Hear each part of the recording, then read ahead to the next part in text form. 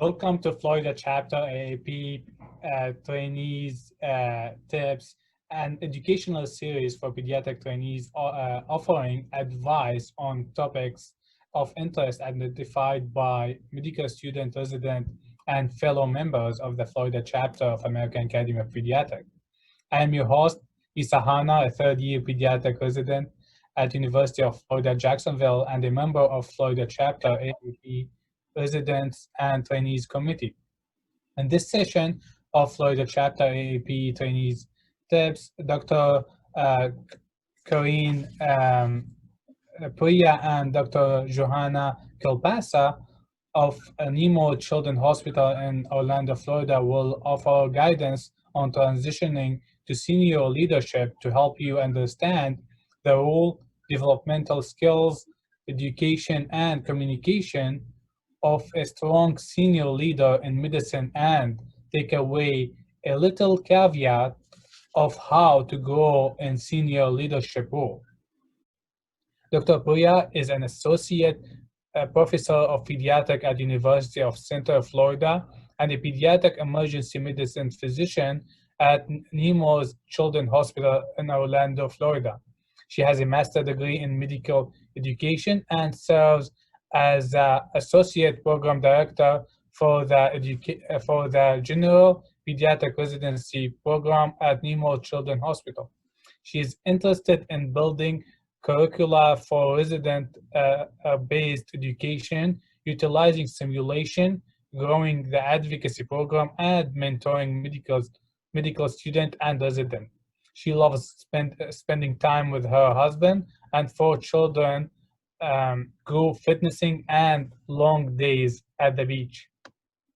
Dr. Kielbasa attended Wake Forest University for both medical school and residency, ultimately graduating in May 2011.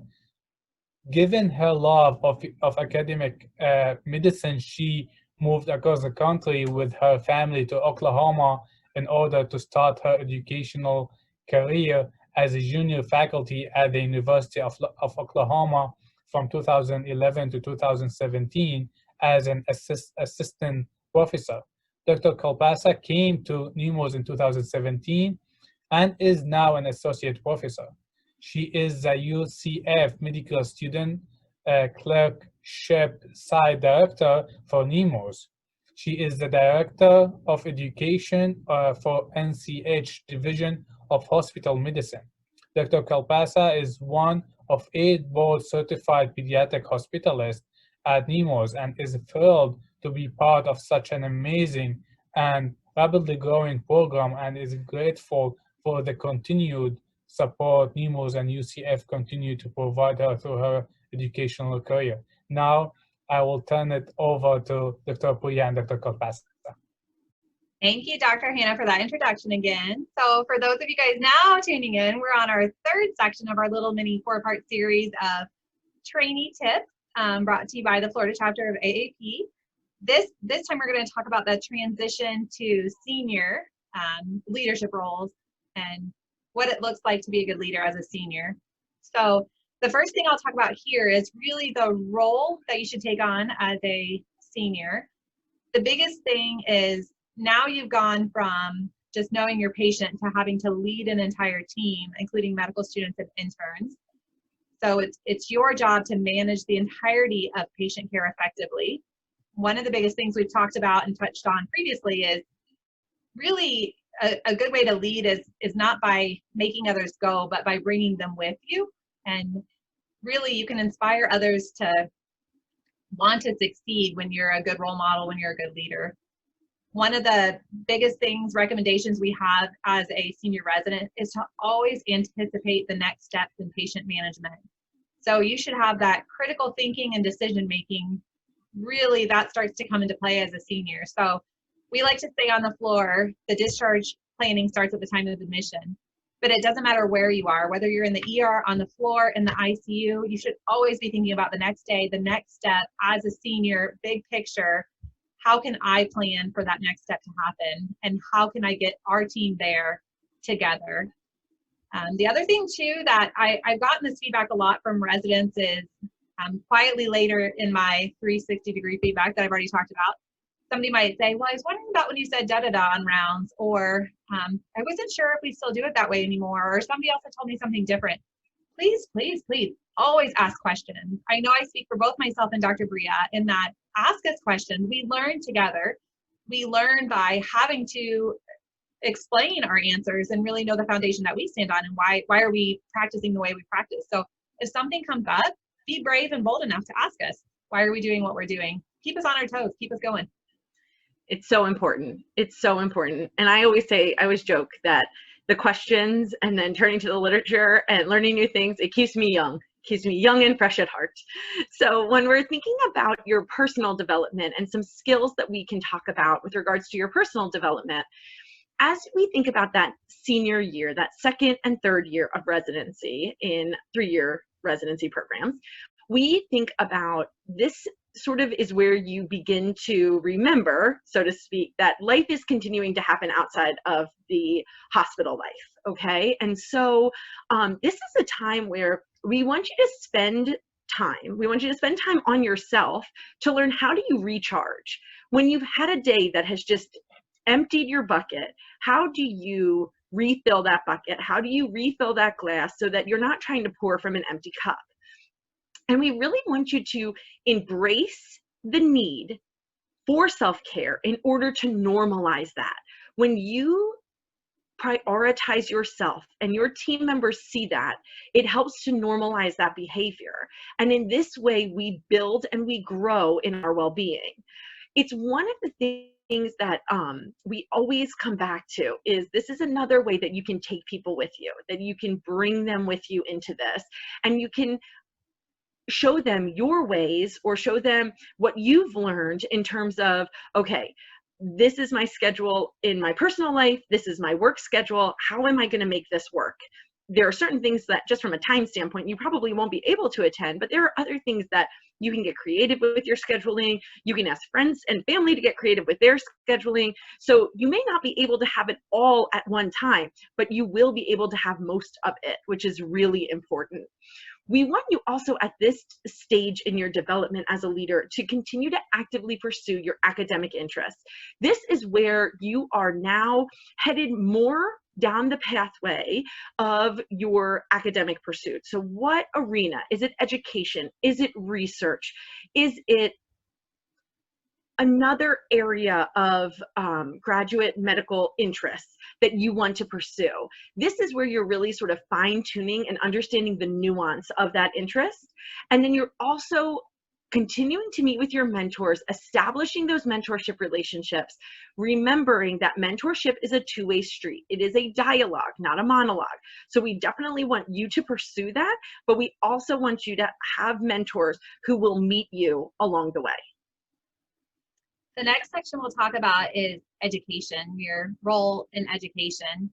And at this point, you have a lot more people that you're in charge of. So the third-year medical students, the fourth-year medical students, and the interns.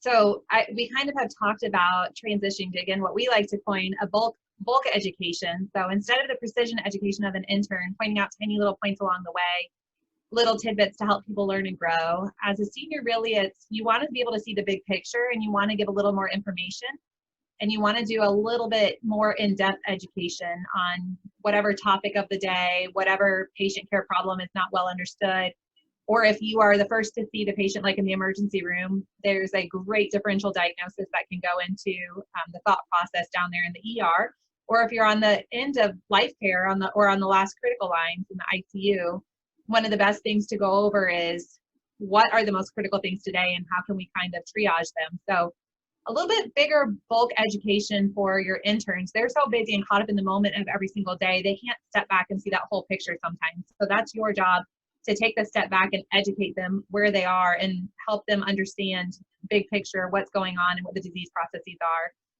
are. The next part of education really is kind of, again, we touched on this, but setting those expectations early on in your work environment. So as a senior, these are my expectations for you third-year medical student, you fourth-year medical student, you intern. This is how I expect our team should function. This is how I expect the workflow should go. This is what our goals are for the end of the day. And we'd like to say a lot of times, both Dr. Bria and I have talked about it often, having done this for a few years now, you get out of people what you put into them. So really, the more you can pour your soul into somebody, and the more you can work on helping them learn and grow, the more they will give you back, the more they will want to succeed and want to do well and want to have that great patient ownership that you're really trying to pull them to that level to have. So really pour yourself into anybody that you're helping to teach at this level of training. It's such a good thing to always be thinking about.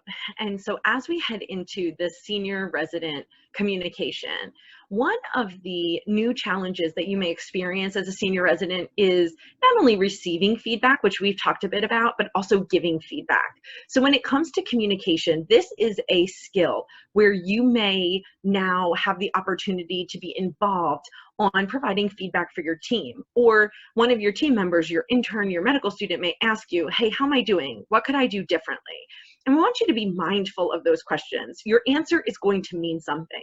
And so, yes, giving critical feedback, giving feedback that's hard to hear, it can be very difficult. A lot of times it's very important in the growth process.